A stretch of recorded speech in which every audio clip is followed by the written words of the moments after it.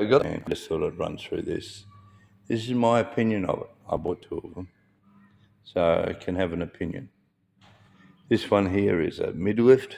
This one is a high lift. This one is a 12. It's a new one of theirs. That one's an 11.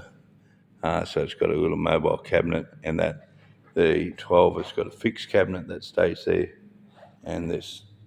So we'll get on and we'll come back here and we'll go to the wiring. Now, the wiring on this that comes, as you can see, there's a lot of wires that run through there. And over there's a lot of sensors. So I'll just walk you over and show you the sensors. So here we got a photo cell sensor, another photo cell sensor. They did not wind up at all. There we have a limiting switch for down, and over here we have a limiting switch for up. So not only that, then we have these here have got an electronic locks on them. They're supposed to click out and lock them out. So on here you've got a lot of wiring. So there's a lot of wiring coming into both sides. So 3 wires there, 3 wires in here, 6 wires coming across. No connections there. Don't know why they don't have a plug connection there. And then you come over here, there's no plug connection here. And then if you have a look at the schematics of this, you'll go, who the hell put this? This is the schematics. This is the wiring. Absolutely nothing to do with this. Makes no sense. So the electrician can't work out what they've done here and thinks it's absolutely ridiculous. But the other thing is that here, you go through here, the numbers of the wiring are the same. 7, 9, 12, 10, 12, 10, 17, 30, 17, 30, 16, 1. And it goes, there's another 7, 7, 15, 7, and it's like that. So you've got to line up here. But all these wires here are meant to be operating something over there. So receiving, sending, or a message over there. But there's no indication on the schematics or on the wiring harnesses or on anything on this on how the wiring goes together. Which one goes in where. Whether it's this one goes in the front, this one goes in next, or whatever. There's nothing here to indicate which one goes where. So you don't know which wiring goes on there. Now, the other thing is that on the hydraulic, you can see all the hydraulic hoses. Now, all these hydraulic hoses, now the hoist is 800 apart, yet you've got that much hydraulic hose there to get to there. So that much hydraulic hose has got to get under there. Now, these here can only be 800 apart. So why not have a proper tunnel with the pipes put in there nice and neat, and a plug and play connector or connectors that go into here, that you can just put them in there instead of all these joins and file points and hoses. That the hose is not going to need to be that long. Yet you could have 3 hoses off here, 3 little hoses off there, bolt those 3 together, bolt these 3 together with that one in there and going around to where your unit is. But no, they've got this schmozzle here. So they do have blue zip ties, red zip ties, and yellow zip ties. So you come over here, and they have blue zip ties, red zip ties, yellow zip ties, but there's none on the pipes. So the pipes don't have any colours on them. So they got them over at the other end of the pipe, but not on this end. So if you put the pipe hoses in the channel, before you hook this up, you don't know which hose is what. So you got to hook all this up and then put the channel over the top and then do it that way. So pain in the ass. But the other thing is, on the door here, the hydraulic for the door shows that this one is off the side and the 2 taps together.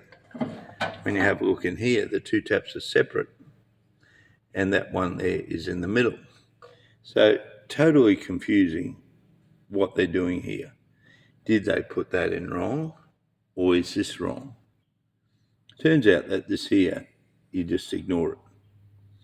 So put a cross through that, ignore that, and have a look at the manual, because the manual might be right. So you're thinking, oh, did they put a new pump on? Did they put a different style pump on? Is there something different with that? Now, to bleed these, when you first put them together, one goes all the way up almost before the other one starts to get the air out. So there's no air bleeders on these, which on all tractors and machinery I use, there's air bleeders on them. But on the hoist, which you're going to stand under, there's no air bleeders. And so what you've got to do is you've got to put it up and down, up and down, up and down to get the oil through. And what they say is you put it up as high as it goes, and as high as it goes until the rams bottom out to force the air out past the seal. Now, I don't know about you, but forcing air out past the seal has got to be a recipe for disaster. There should be bleeders on there. Now, the thing with these taps is that when you're doing it, you got to put the taps have got to go. You got to keep putting the taps backwards and forwards in different positions, so that these things go up in as synchronized. Why would they need to do that? Why aren't all four of the rams hooked better together instead of having two outlets? Why don't they have a manifold? Because if they all four rams go up together, they come down together because they all got the same equal load pressure or pressure on them. Instead, we got different pressures coming out different sides of the pump, and air in there trying to work out where, and there should have been a manifold on here. There also should be an air bleeder on the manifold. So, and maybe an air bleeder down there, because there's only up and down, so it's not rocket science. We can put a hydraulic block on my tractor forks and it works fine. So you put this up and down, up and down, up and down. The other thing is that to get the air out of it, you got to take the limiting switch off. The only thing with taking the limiting switch off, you can't unplug it. It says in the instructions, remove the limiting switch. Okay, so if you remove the limiting switch to go all the way up, to force the air out past the seals here, all right? And that's what you got to remove it for. Aren't you going to end up with a bit of a problem there? Because where do you do it? You can't unplug the limiting switch. You can't just unplug it and put it somewhere. So you hang it outside there, and what's going to happen is it's vulnerable to being destroyed.